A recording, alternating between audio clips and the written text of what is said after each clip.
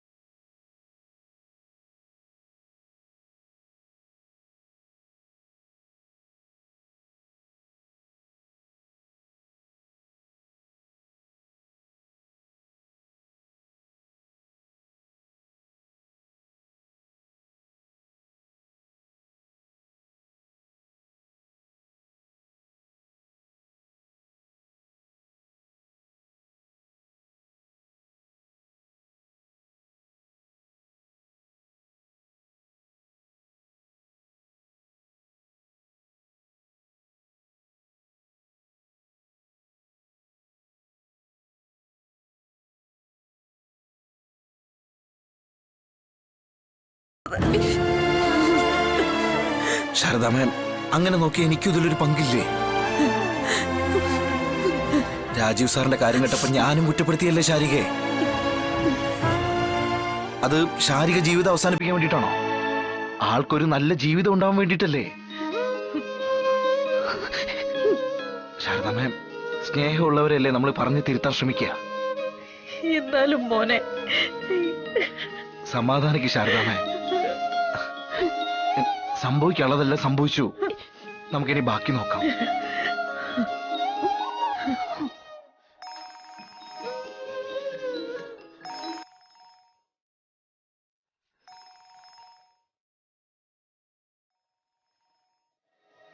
Hello സാറേ. നിഷാദ Vishnu, പഞ്ചവിലാസ CI. മനസ്സിലായി സാറേ.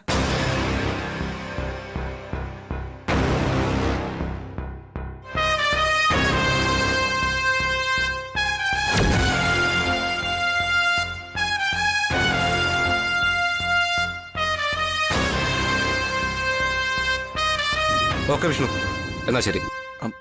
ശരിയെന്നാ സാർ. ഓക്കെ. എന്താ വിഷ്ണുട്ടാ? രോഹിത്തിന്റെ കേസ് അന്വേഷിക്കുന്ന പഞ്ചകൈലാസത്തിലെ CI വിളിച്ചത്. കേസിന്റെ അന്വേഷണ ചുമതല പുതിയൊരു ടീമിനെ ഏൽപ്പിച്ചു. ഒരു സ്പെഷ്യൽ ഇൻവെസ്റ്റിഗേഷൻ ടീമിനെ. അയാൾ കേസ് ഹാൻഡ് ഓവർ ചെയ്യണമെന്ന്. ആർക്കാ പുതിയ അന്വേഷണ ചുമതല?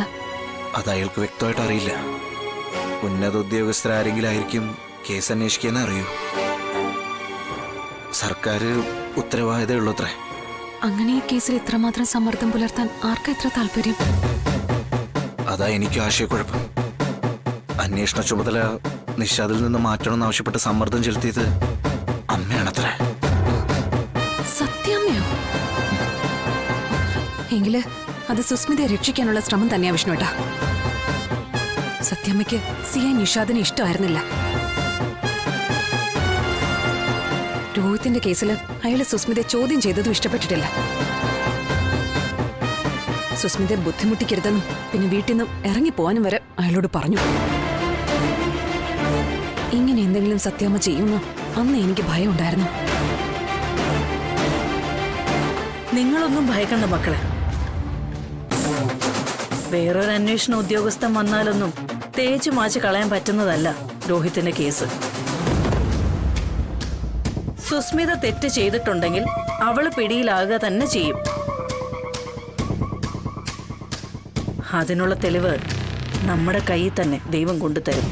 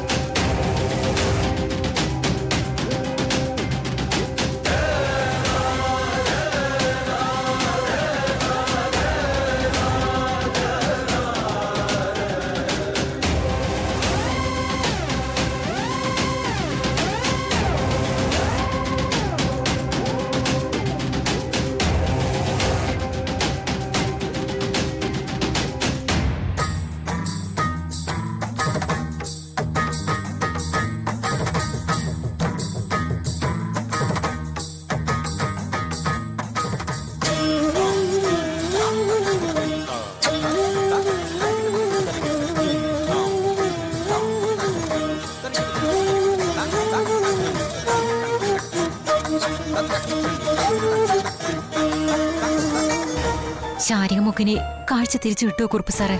ഡോക്ടർമാര് പറയുന്ന വെച്ച് നോക്കുമ്പോ വലിയ പ്രതീക്ഷയ്ക്ക് വകയില്ല. ആ കീടനാശിനിയുടെ സൈഡ് എഫക്റ്റ് ഏതെങ്കിലും ഒരു അവയവത്തെയും കൊണ്ട് പോകുന്നാ പറയുന്നത്. ഹൃദയവും കിഡ്നിയും കരളും പോലെയുള്ള ആന്തരിക അവയവങ്ങളെ ഒന്നും ബാധിക്കാതെ ജീവൻ തിരിച്ചു കിട്ടിയതിനെ ഭാഗ്യമാണെന്നാ അവര് പറയുന്നത്.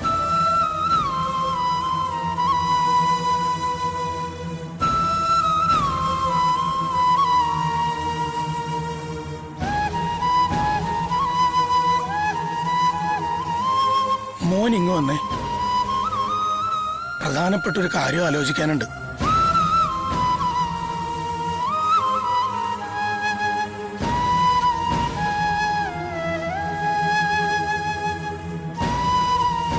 ശാരികയുടെ കാര്യത്തില് ഇംഗ്ലീഷ് മരുന്നിനൊന്നും ചെയ്യാനില്ല എന്നാ പറയുന്നത്. ലോകത്തെവിടെ കൊണ്ടുപോയി ചികിത്സിച്ചാലും കാഴ്ച തിരിച്ചു കിട്ടുന്ന കാര്യം പ്രയാസമാണത്രേ. കണ്ണിലെ കാഴ്ച സാധ്യമാക്കുന്ന നാഡീഞരമ്പുകളുടെ ഒക്കെ പ്രവർത്തനം നിലച്ചുപോയിന്ന്. വെള്ളം ഒഴുകിക്കൊണ്ടിരിക്കുന്ന ഒരു പൈപ്പ് ചെളി വന്നടഞ്ഞതുപോലെ കണ്ണും തലച്ചോറുമായിട്ടുള്ള ബന്ധം അറ്റിരിക്കുന്നു. കാഴ്ചയെ വേർതിരിച്ചെടുക്കുന്നത് തലച്ചോറാണല്ലോ. അവരുടെ ഭാഷ പറഞ്ഞ കാഴ്ചക്കല്ല, പേരിനൊരു കണ്ണുണ്ടാവുന്നേ ഉള്ളൂ ശാരികയ്ക്ക്.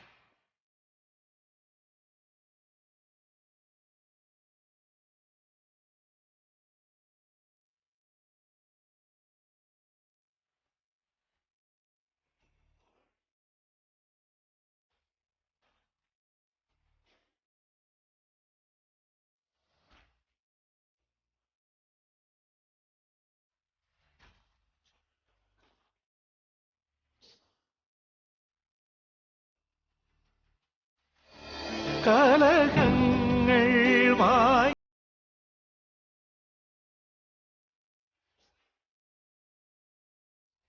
അല്ല സാറേ, അപ്പൊ ശാരികയുടെ ജീവിതത്തിന് വെളിച്ചം എന്നേക്കുമായിട്ട് അണഞ്ഞു എന്നാണ് സാറ് പറയുന്നത്? ഇംഗ്ലീഷ് വൈദ്യത്തിന് രക്ഷയില്ലെന്നേ ഞാൻ പറഞ്ഞുള്ളൂ.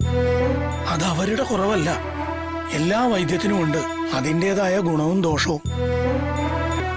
ആയുർവേദ ചികിത്സയാണോ സാർ ഉദ്ദേശിക്കുന്നത്? ആയുർവേദമല്ല, ആദിവാസി ചികിത്സയെന്നോ ഗോത്ര ചികിത്സയെന്നോ ഒക്കെ പറയാം. പക്ഷേ രണ്ട് കാര്യങ്ങൾ നിർബന്ധം.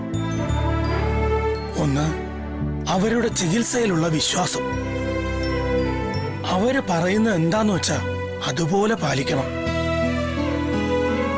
അല്ലെങ്കിൽ ചികിത്സ ചിലപ്പോ തിരിച്ചടിച്ചു എന്ന് വരും. അപൂർവ ഇനം പച്ചിലകളും വേരുകളും മറ്റും ഉപയോഗിച്ച് തയ്യാറാക്കുന്ന ഔഷധം അപ്പോ കൊടും വിഷമാകും. ആളുടെ ജീവൻ തന്നെ പോയിന്ന് വരും. അവര് പറയുന്നത് പൂർണ്ണമായും പാലിക്കാൻ ഉറപ്പുണ്ടെങ്കിലേ ആ വഴി പോകാവൂ. രണ്ടാമത്തെ കാര്യം, നമ്മുടെ ഭാഗ്യം പോലെ അവര് ചികിത്സക്ക് എടുക്കൂ എന്നുള്ളതാണ്. ഈ ശകുനത്തിലും രാശിയിലും ഒക്കെ വലിയ വിശ്വാസമുള്ള സ്ത്രീയാണ്. ഒരു ശാസ്ത്രശാഖയിലും രേഖപ്പെടുത്തിയതല്ല അവരുപയോഗിക്കുന്ന മരുന്നുകളും കൂട്ടുകളും ഒക്കെ. നൂറ്റാണ്ടുകളായി ഗോത്രവർഗക്കാർ വാമൊഴിയായി കൈമാറി വന്ന അറിവുകളാണ് അവരുടെ കൈമുതൽ. ഗോത്രവർഗ വൈദ്യശാഖയിൽ ശേഷിക്കുന്ന അവസാനത്തെ സ്ത്രീ. താമസം ആദിവാസി കുടിലാണെങ്കിലും IMA ജേണലിലും ലോകാരോഗ്യ സംഘടനയുടെ റിപ്പോർട്ടുകളിലും ഒക്കെ അവരെക്കുറിച്ച് പലതവണ പരാമർശം വന്നിട്ടുണ്ട്. എന്താ അവരുടെ പേര്? രാച്ചിയമ്മ.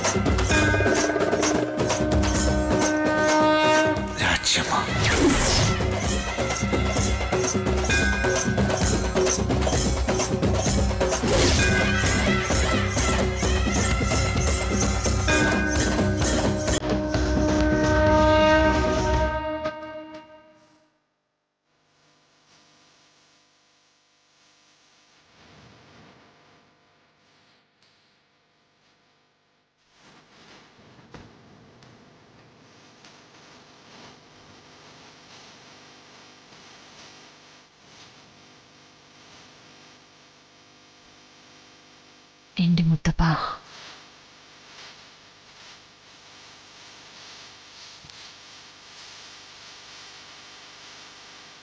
ഇനി സാവധാനം കണ്ണു തുറന്ന മോളെ.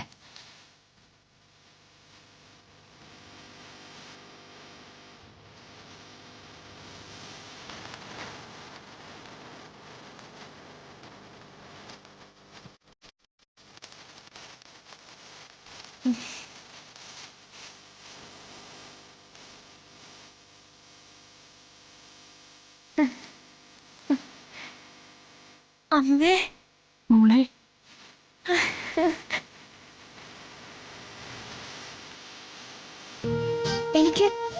എനിക്കിപ്പോ എല്ലാം കാണാമേ.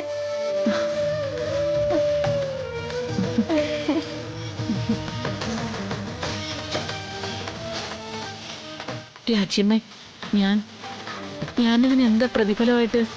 പ്രതിഫലം ഒന്നും വേണ്ട. എല്ലാം മുത്തപ്പന്റെ കരുണ.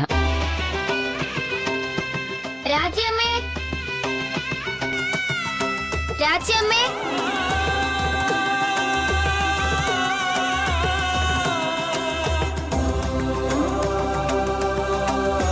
സന്തോഷായില്ലേ മോക്ക്?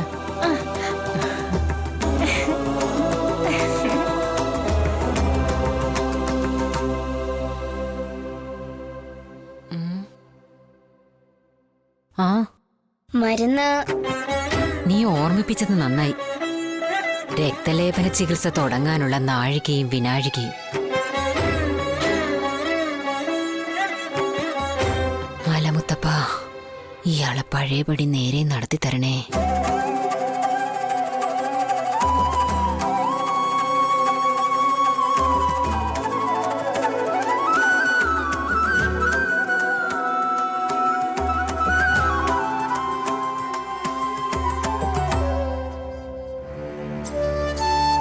മോനെ, നിങ്ങൾ പോകാൻ ഇറങ്ങിയല്ലേ? പോണം ശാരദാമ്മ. ഒരു കച്ചവടം തുടങ്ങി വെച്ചതല്ലേ ഉള്ളൂ. ഹോട്ടലാവുമ്പോ മുടങ്ങാതെ തുറന്നു വെക്കണം. എങ്കിലേ ആൾക്കാർക്ക് വിശ്വാസം ഉണ്ടാകും. അയാൾ വന്നിരുന്നെങ്കിൽ ഇറങ്ങായിരുന്നു. ചേച്ചിക്കും അനിയത്തിക്കും ഒരുപാട് കാര്യങ്ങൾ പരസ്പരം പറയാനുണ്ട്. ശാലിനിയെ കണ്ടപ്പോഴാ ശാരിക്ക് ശരിക്കും സങ്കടം പുറത്തു ചാടിയത്. അവള് മാത്രമാണല്ലോ ശാരിക കുറ്റപ്പെടുത്താതിരുന്നത്. പിന്നെ രാജീവ് സാറിന്റെ കാര്യത്തില് എങ്ങനെയാ മോനെ? അതൊരു ചോദ്യമാണ് ശാരദാമ്മ. ഒരു പെണ്ണിന്റെ ഭാഗത്തുനിന്ന് ഒരിക്കലും അങ്ങനെ ഉണ്ടാകാൻ പാടില്ലാത്തതാ ശാരികയുടെ ഭാഗത്തുനിന്ന് സംഭവിച്ചത്. എനിക്കവിടെ കാഴ്ചക്കാരിയായി നോക്കി നിൽക്കാനേ കഴിഞ്ഞുള്ളൂ.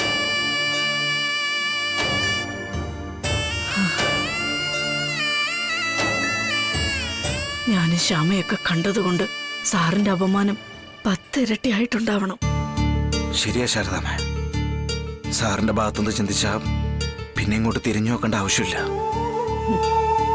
അഥവാ സാറിന്റെ സ്ഥാനത്ത് ഞാനാണെങ്കിൽ ഇങ്ങനെയൊന്നും ആയിരിക്കില്ല പ്രതികരിക്കുക. അറിയാം മോനെ, പക്ഷെ ശാരികയുടെ ജീവിതം അങ്ങനെ ആയിക്കോട്ടെ എന്ന് വിചാരിക്കാൻ പറ്റുമോ?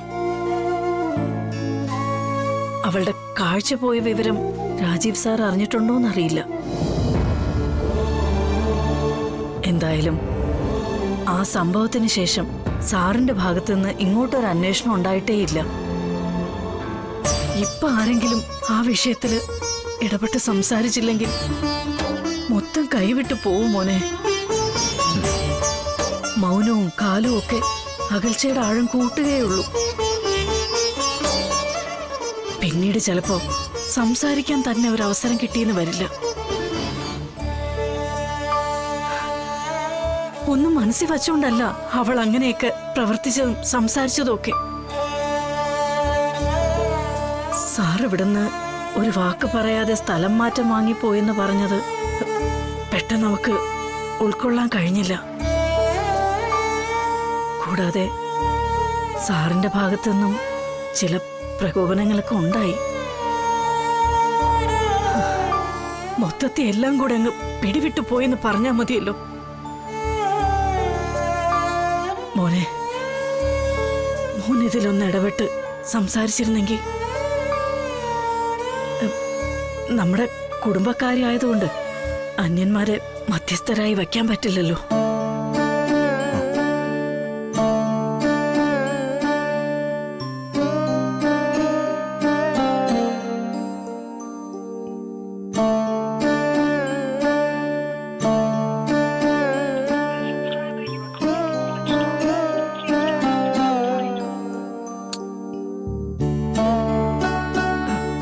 എന്താ മോനെ? സാറിന്റെ ഫോണ് സ്വിച്ച്ഡ് ഓഫാ. ഇത്തരം കാര്യങ്ങൾ ഫോണിലല്ല, നേരിലാ മോനെ സംസാരിക്കേണ്ടത്. ഫോണിലൂടെ പറയുന്നത് പലതും തെറ്റിദ്ധരിക്കപ്പെടും. ചില വാക്കുകളുടെ അർത്ഥങ്ങൾ തന്നെ മാറും. നേരിലാവുമ്പോ വാക്കുകൾക്കിടയിലുള്ള മൗനം പോലും വായിച്ചെടുക്കാം. നേരി കണ്ട് ഒരു പ്രശ്നപരിഹാരത്തിന് എന്റെ ശ്രമം. പക്ഷേ ആളെവിടെയുണ്ടെന്ന് തപ്പിയെടുക്കണല്ലോ ആദ്യം. ഇനി ഈ വിഷയത്തിലൊരു സംസാരം ഇല്ലെന്നാ സാർ അവസാനം കണ്ടപ്പോ എന്നോട് പറഞ്ഞതേ. എങ്കിലും ശാരദാമ്മ പറഞ്ഞ പോലെ ഞാൻ എന്റെ കഴിവിന്റെ പരമാവധി ശ്രമിക്കാം. എനിക്ക് വേണ്ടി മോനത് ചെയ്യണം. എന്താ ശാരദാമ്മ ഇത്? ജീവിതത്തിൽ ഒരു കൂട്ട് കിട്ടിയിട്ട് പിന്നീട് ഒറ്റയ്ക്കായി പോകുമ്പോ ഒരു വാശിയാ നമ്മളെ പിടിച്ചു നിർത്തുന്നത്. കടലിരമ്പി വന്നാലെന്താ, ഞാൻ പിടിച്ചു നിർത്തുമെന്നൊക്കെ അപ്പ തോന്നും. കാലവും പ്രായവും കടന്നു പോകുമ്പോഴേ രണ്ടുപേരും തോറ്റവരാണെന്ന് മനസ്സിലാകും. ഒരു വീട്ടില് രണ്ട് ശാരദാമ്മ വേണ്ട മോനെ. അമ്മ മഴക്കാറിനു കണ്ണിറഞ്ഞു, ആ കണ്ണീരിൽ ഞാൻ നനഞ്ഞു. കന്നിവെയിൽ പാടത്തു കനലെരിഞ്ഞു, ആ മൺകൂടിൽ ഞാൻ പിടഞ്ഞു. മണൽ മായ്ക്കുമീ കാൽപ്പാടുകൾ തേടി നടന്നൊരു ജപസന്ധി. പാർവണങ്ങൾ പടിവാതിൽ ചാരുമൊരു മനസ്സിൻ നടവഴിയിൽ രാത്രി നേരമൊരു യാത്ര പോയ നിഴലെവിടെ വിളി കേൾക്കാൻ. അമ്മേ സ്വയമേറിയാനൊരു മന്ത്രദീക്ഷ തരുമോ?